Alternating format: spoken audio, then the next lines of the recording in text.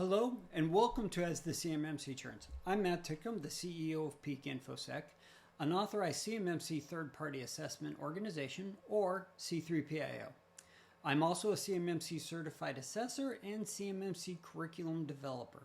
In this episode of As the CMMC Churns, we're going back to basics and discussing how to identify CUI in your environment. So, going back to the actual CMMC model does point out two key things we need to know when we're determining if you've got CUI in your environment. First, do you have the FAR 52 clause, because that requires safeguarding of information. That's your first clue. When we get to level 2, we now see the DFAR 7012 clause, which again requires safeguarding of CUI. And we say covered defense information in the context of the DFARs, that's everything in the NARA registry, hint, hint, wink, wink, nudge, nudge. Now, we do recognize that DoD for CMMC level 3 is going to have some other clause or some type of function that will allow implementation of 800.172. That's to be determined and probably going to come out with the CMMC rule. Need a touch of coffee? So let's talk about federal contract information first. Again, it's governed by 48 CFR, the FAR 52 clause, and there's 15 information security requirements. Again, practices is gone, and DoD has jumped all the way back to 800, back to the legal requirements. Again, FAR 52 for that. Now, first and foremost, again, that type of information does require safeguarding from unauthorized disclosure. Let's talk about this a little bit first. Foremost, that means it's not already publicly released. Public information does not require safeguarding. Secondly, it's not classified information. The FAR 52 clause is not meant nor designed to handle classified information. So that's out of scope. So again, we take those out. The other part is that all the FAR 52 clause still is bound by some type of agreement or contract, some vehicle by which you are obligated to protect this information with the federal government. Now, sometimes this could be just the simple fact you're submitting a grant, that you haven't even signed a contract or anything. There's all types of ways the government can use this to do what they want done. Now, it's that intersection of the blue and the yellow area is where FCI resides. That being said, there is one caveat. So the actual definition from the FAR 52 clause in highlight says that simple transactional information, i.e. credit card payment information, is not FCI. Now, you may create invoices, things like that, that may have more sensitive information, that if you're uploading to wide area workflow, for example, that may be FCI. It's a little bit unclear, and this is the part where the federal government should be specifying this to you, but most times they don't even do a good job defining CUI. Sorry. When in doubt, protect it. Now let's talk controlled and unclassified information. Same setup, same overlapping realities. This is not unclassified. This is not public. Safeguarding is required, as we saw from the clauses, and it's still created underneath some type of federal contract or agreement. Now, what is different is now that FCI, because all FCI is not CUI, but all CUI is FCI, at that intersection of purple where you now have information that has to be safeguarded underneath agreement and meets the definitions, at that point in time, you now do have CUI, most likely. Yeah, I know. There's always an it depends, and that's just the way it works. That's the best way to look at how do you identify CUI. Now, we do have a data flow diagram. To be intellectually honest, I'm a math person. Venn diagrams speak more to me, that previous diagram we were just on, than sometimes decision trees like this, because decision trees don't always work where you're looking at all things at once. And especially we can kind of rearrange this decision tree, but we basically go through the same process. Is it publicly available? Yes, it's not either FCI or CUI. Is it classified? No. Now, is it given underneath a contract? Yep. Okay, does it require safeguarding? Well, they say it does. And does it at least meet a registry? You know, this is where things by default tend to end up either FCI only or both FCI and CUI. Now, we see the little gray boxes there. The moment you get something that is uncategorized and you're dealing with CUI, again, this is that use case, you are required to protect it as if CUI. And we'll talk about why that is as we go forward with this. Now, there's always that it depends about the CUI registry. So let's pick on a good example. Pardon me. So for example, Information Systems Vulnerability Information, ISVI. Everybody loves to try and overclassify your vulnerability information about your business as ISVI. It's not.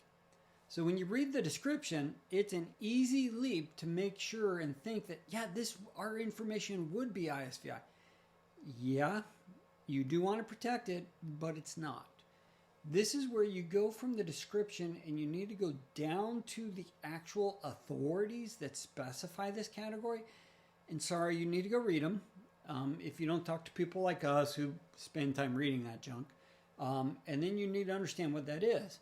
Well, the two references there are all about the requirement for federal agencies to report FISMA 2014, or the Federal Information Security Management Act of 2014, and its implementation to OMB, and then in turn to Congress for federal information systems. You are not a federal information system, so therefore ISVI does not apply to you, and therefore your internal information about your vulnerabilities is not ISVI. So let's kind of walk through that through the decision tree. Again, the right answer is it's not. Yep, we see no. Yep, it's not classified. Is it given underneath the contract? That was actually your first go off on no. Your vulnerability information exists before your contract and after your contract. This is termed being incidental. So that information, that's your internal business information. Now, going down the next step, does this require safeguarding? The right answer is no, because this is our information beforehand. It's not given over to the government. And then now when we do get into going to look to see if it does meet a CUI registry, the right answer here is again no. We never should have gotten to that point because the other things typically will help to shove you off. But if you do get to this point and it really doesn't meet the category, then it's going to be no, and you actually would at best protect this underneath FCI only. Now, let's talk about this. If you were to share your ISVI with the federal government at that point in time, it should be marked ProPen. That is your general business proprietary information category, and you are telling the DoD, hey, this information you need to protect on our behalf because we consider this our sensitive information. That is their warning of their requirement to protect your business information. So again, but if the government does bring it in and they were imported, if you didn't tell them, they should at least be protecting it. They don't have to. The clause actually works, the definition works in their advantage. If you don't tell them, they don't. Hint, hint, wink, wink, nudge, nudge. Okay? Now, let's go back to that part about having to protect it as if it's CUI. In 32 CFR, Part 2002, Section 50, that's the interpretation way of reading it. There's the challenges clause. This is all the way back at the end of Part 2002. So authorized holders, you who are in good faith believe that you've received CUI that is improper or incorrect are required to challenge. Now you would challenge to the disseminating agency. So if you're the prime, you would challenge to DoD. If you're a subcontractor, again down, you would challenge to the next organization up. They're required to challenge to the designated agency. Well, the further down you go, there's a challenge to dissemination, which is a challenge, and eventually one day it gets to the federal government for actual determination. Now, you're required to challenge if you think something is overmarked, incorrectly undermarked, or something is wrong with the dissemination. Now, you are not allowed to declare it a CUI. Let me make sure about this. You are required to protect it as if it is CUI until that determination is made and declared. The reason, let's assume it's improperly marked or not marked at all.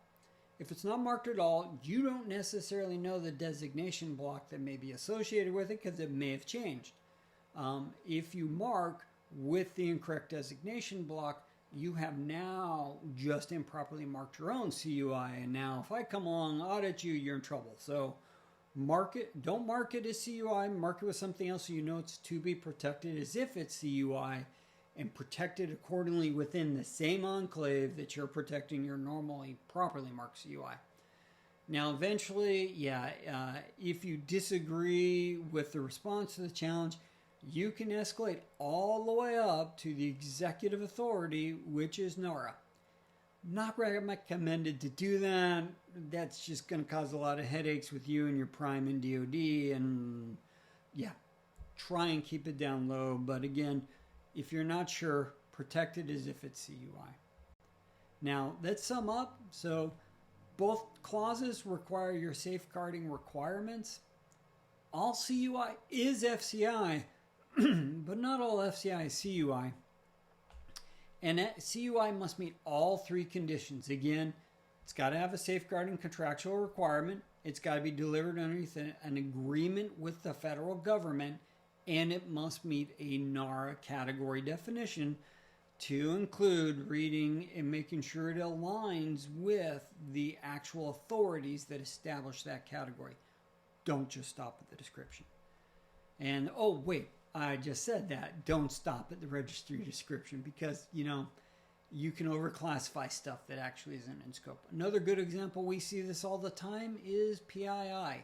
Your employee's PII is not CUI because that existed prior to the contract or they are on after the contract. So again, that internal stuff 99% of the time is not going to be CUI. Follow the litmus test using the decision tree, and if you're like me, I'm just fine using the Venn diagram. That really is our true litmus test as to what color it shows. And then lastly, if you're unsure, you can challenge, but in doing so, you must protect the information as if it is CUI. I cannot foot stomp that enough. If you fail to protect information you believe to be CUI that is improperly marked, etc., you are now negligent. And you are now subject to prosecution under the False Claims Act for failure to provide safeguarding. Sorry, it's just one of those catches people don't realize. Again, I'm Matt Titcomb. Thank you for joining us for this As the CMMC Churns, and we'll see you next time.